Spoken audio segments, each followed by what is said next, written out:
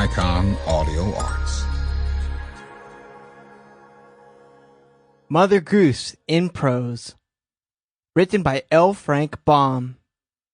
Narrated by Geoffrey and Eden Giuliano and the Icon Players. Copyright 2020, Eden, Garret, Giuliano.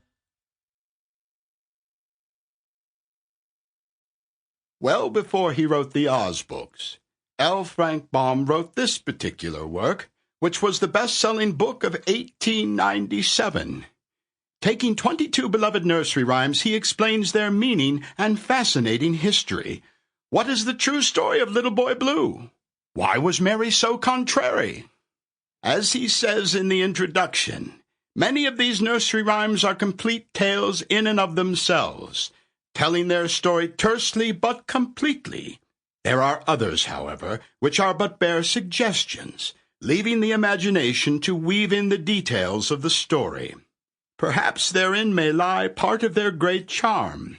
But, however that may be, it is thought that children might like the stories told at greater length, that they may then dwell longer upon their favorite heroes and heroines. For that reason, Frank Baum has written this book.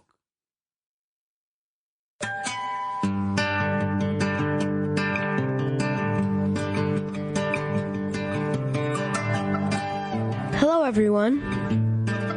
Even though I'm a kid, I understand how important the art of storytelling has always been.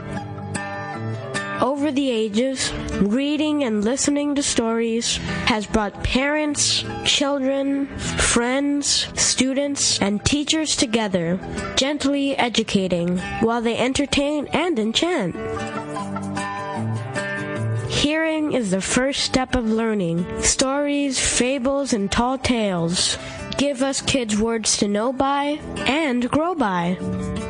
I'm very happy to be able to present these wonderful, artful, classic stories to boys and girls around the world. Welcome to the unparalleled magic of imagination, creativity, adventure, whimsy, and fun. My name is Eden, and I'm glad you're here. Nice to meet you. And now here's an original Icon audio production, just for you.